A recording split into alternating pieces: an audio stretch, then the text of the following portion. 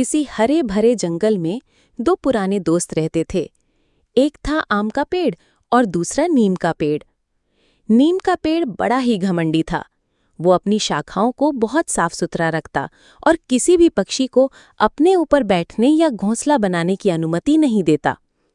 वहीं आम का पेड़ शांत, दयालु और मददगार था।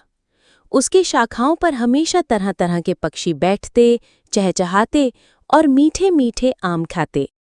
एक दिन गुलमोहर तोता बोला, अरे सुनो किरण मैना, हमारे पुराने घोंसले अब टूटने लगे हैं। क्यों ना हम अपना नया घर इस आम के पेड़ पर बना लें? हाँ गुलमोहर तोता, ये तो अच्छी सोच है। यहाँ फल भी है, छाया भी है और हमारा स्वागत भी होगा। इतना सुनकर आसमान से उड़ता हुआ अर्जुन बाज बोला, तुम दोनों जाओ, मुझे तो नीम के पेड़ पर घोंसला बनाना है। ये पेड़ मजबूत है और हवा भी साफ देगा। तीनों अपने अपने घर बनाने निकल पड़े। गुलमोहर तोता और किरण मैना आम के पेड़ पर बैठ गए और तिनके जोड़ने लगे। लेकिन जैसे ही अर्जुन बाज नीम के पेड़ पर उतरा, नीम का पेड़ गुर्राया। हे मूर्ख बाज, तेरी हिम्मत कैसे हुई मेरे ऊपर बैठने की? क्या तुम्हें इतना भी नहीं पता कि किसी की डाल पर बैठने से पहले उससे पूछ लेना चाहिए? तुम जैसे तुच्छ पक्षियों से मैं बात करना भी पसंद नहीं करता। छी छी, अब जल्दी से हटो यहाँ से, मुझे तुम्हारे अंदर से घिन आ रही है। हटो हटो, मेरे पेड़ पर कोई घोंसला नहीं बनाएगा। मैं अपनी शाखाएं गंदी नहीं करवाता। उड़ जाओ यहाँ से।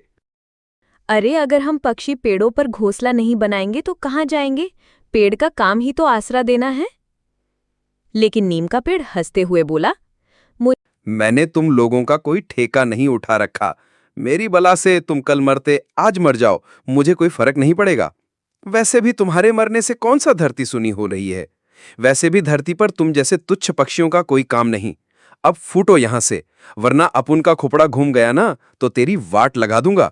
हे घमंडी नीम के पेड़, इतना घमंड करना अच्छी बात नहीं होती। देखना तुम्हारा घमंड एक दिन जरूर टूटेगा और तुम्हें अपने किए पर पछतावा होगा।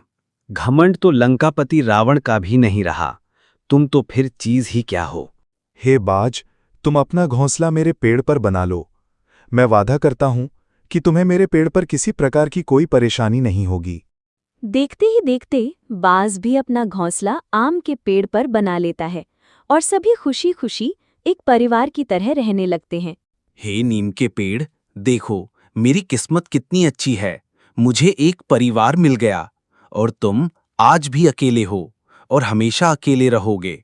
देखना, जब तुम्हारे ऊपर मुसीबत आएगी तो तुम्हारी मदद करने के लिए कोई तुम्हारे पास नहीं खड़ा होगा। तुम्हारे पास अब भी टाइम है, सुधर जाओ और अपना आचरण सही करो। समय बीतता रहा। नीम का पेड़ मन ही मन खुश हो रहा था कि उसके ऊपर किसी पक्षी ने घोंसला नहीं बनाया। लेकिन नीम की पेड़ की खुशी ज्यादा दिनों तक नहीं टिकी। एक दिन उसे जंगल में एक लकड़हारा आता है। लकड़हारा आम के पेड़ और नीम के पेड़ दोनों को देखकर बोलता है, आम के पेड़ में तो मीठे फल हैं, पक्षियों और मधुमक्खियों के घर हैं, इसे तो नहीं काटना चाहिए। ये नीम का पेड़ तो खाली पड़ा है, ना फल है ना किसी का आसरा, यही काट लेता हूं।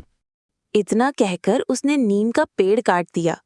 नीम का पेड़ गिरते गिरते सोच रहा था, काश मैंने भी दूसरों को अपने पास आने दिया होता तो आज अकेला और बेकार ना होता। सीख: अहंकार हमेशा विनाश की ओर ले जाता है, जबकि दयालुता और सहयोग जीवन को फलदार बनाते हैं। दोस्तों, आपको हमारी कहानी अच्छी लगी हो तो वीडियो पर लाइक करें, कमेंट करें। ऐसी और मज़ेदार वीडियो देखने के लिए हमारे चैनल मनीष टीवी को सब्सक्राइब करें।